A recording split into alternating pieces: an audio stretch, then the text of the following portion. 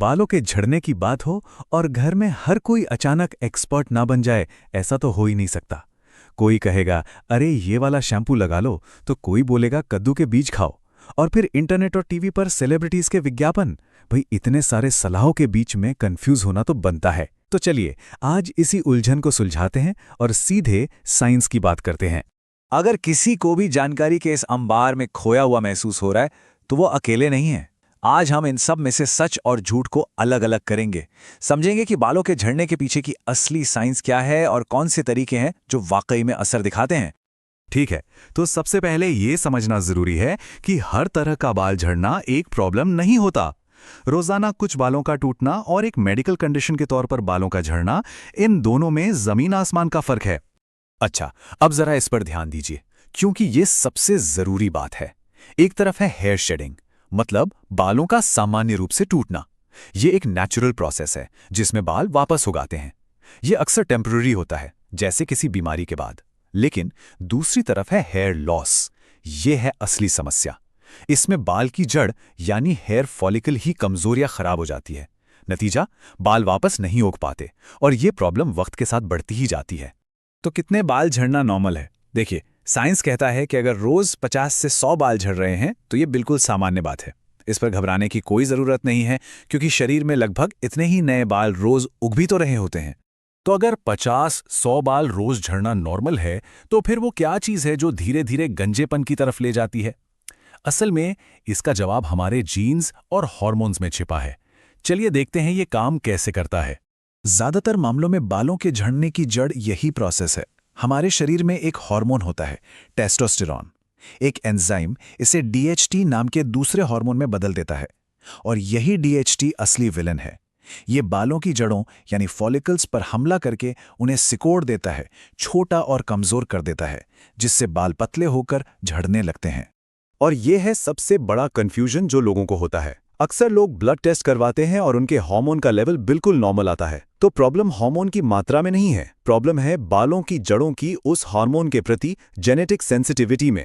मतलब किसी के बाल डीएचटी के असर को ज्यादा महसूस करते हैं और किसी के कम, और ये सब जीन्स तय करते हैं। चलिए अब जरा फटाफट कुछ ऐसे मिथकों की बात करते हैं जो बालों के झड़ने को लेकर बहुत ज्यादा फैले हुए हैं। देखते हैं कि इनमें सच्चाई कितनी है। ये सवाल तो बहुत ही आम है। कई लोगों को पक्का यकीन होता है कि रोज हेलमेट पहनने से या रोज शैम्पू करने से उनके बाल ज्यादा झड़ रहे हैं। तो सच्चाई ये है, बिल्कुल नहीं। बालों का झड़ना एक अंदरूनी और जेनेटिक मामला है। बाल की जड़ तो स्किन के काफी नीचे होती है, उस पर शैम्पू या हेलमेट का कोई असर नहीं होता। हाँ, ये हो सकता है कि गंदे हेलमेट से कोई इन्फेक्शन या डैंड्रफ हो जाए, लेकिन उससे गंजापन नहीं होता। और अब बात करते हैं उस घरेलू नुस्खे की जो शायद हर घर में इस्तेमाल होता है, तेल की मालिश। क्या सच में तेल लगाने से बालों का झड़ना रुक सकता है? देखिए, तेल एक बहुत अच्छा कंडीशनर है, इसमें कोई शक नहीं है। वो बालों को बाहर से मुलायम और चमकदार बनाता है, लेकिन वो स्किन के अंदर जाकर बाल की जड़ के जेनेटिक्स को नहीं बदल सकता। तो तेल बालों की क्वालिटी सुधार सकता है, पर जेनेटिक हेयर लॉस को रोक नहीं सकता। तो अगर ये सब मिथक हैं, तो फिर काम क्या करता है? चलिए अब सीधे उन समाधानों पर आते हैं जो वैज्ञानिक तौर पर साबित हो चुके हैं और जिन्हें दुनिया भर के एक्सपर्ट्स भी मानते हैं। इस लिस्ट में सबसे पहला और सबसे मशहूर नाम है मिनॉक्सिडिल। ये एक FDA अप्रूव्ड दवा है जिसे सीधे स्कैल्प पर लगाया जाता है। इसका काम है बालों की जड़ों तक खून का दौरा बढ़ाना, जिससे उन्हें ज्यादा पोषण मिलता है और उनके बढ़ने का जो फेज है वो लंबा हो जाता है। और हाँ, मिनॉक्सिडिल को लेकर एक सवाल हमेशा मन में आता है, क्या इसे जिंदगी भर लगाना पड़ेगा? तो देखिए, इसको ऐसे समझिए, जैसे किसी डायबिटिक इंसान को इंसुलिन की जरूरत होती है अपनी कंडीशन को मैनेज करने के लिए, ठीक वैसे ही जेनेटिक हेयर लॉस से लड़ने के लिए इस दवा की जरूरत होती है। ये दवा उस अंदरूनी जेनेटिक प्रॉब्लम से लड़ रही है। जैसे ही दवा बंद होगी, वो प्रॉब्लम फिर से हावी हो जाएगी और बाल फिर से झड़ने लगेंगे।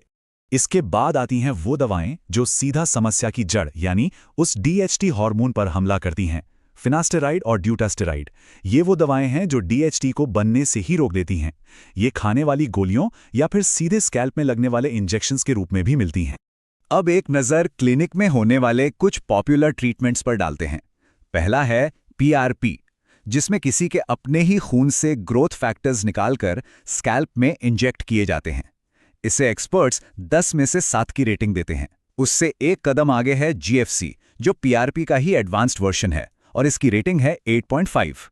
लेकिन सबसे असरदार माना गया है ड्यूटास्टेरॉइड इंजेक्शन को, जिसे 9.5 की रेटिंग मिली है। क्यों? क्योंकि यह सीधा हेयर लॉस के हार्मोनल कारण डीएचटी पर काम करता है और इसके रिजल्ट्स काफी भरोसेमंद होते हैं। अब बात करते हैं उस आखिरी विकल्प की, जब बालों की जड़ें परमानेंटली खत्म हो चुकी हों और उन्हें किसी भी दवा से वापस नहीं उगाया जा सकता, और वो है हेयर ट्रांसप्लांट। पर हेयर ट्रांसप्लांट हर किसी के लिए नहीं होता। इसके लिए कुछ शर्तें हैं, जैसे पैटर्न हेयर लॉस होना चाहिए, बालों का झड़ना ग्रेड 3 या उससे ज्यादा हो, सेहत अच्छी हो, और सबसे जरूरी बात, सिर के पिछले हिस्से में अच्छे घने बाल मौजूद हों, जिन्हें डोनर एरिया कहते हैं, क्योंकि बाल वहीं से लिए जाते हैं। और हाँ, रिजल्ट को लेकर रियलिस्टिक उम्मीदें रखना बहुत जरूरी है। और ये टाइमलाइन ट्रांसप्लांट के बाद के सफर को बहुत अच्छे से दिखाती है। पहले महीने में लगाए गए बाल झड़ जाते हैं, जो कि बिल्कुल नॉर्मल है। असली परमानेंट ग्रोथ तीसरे महीने से दिखनी शुरू होती है। 6 महीने में अच्छी खासी डेंसिटी आ जाती है और पूरा नतीजा दिखने में लगभग 1 साल का वक्त लग जाता है। तो इस सारी बातचीत के बाद सबसे जरूरी सवाल यही है कि अब अगला कदम क्या होना चाहिए।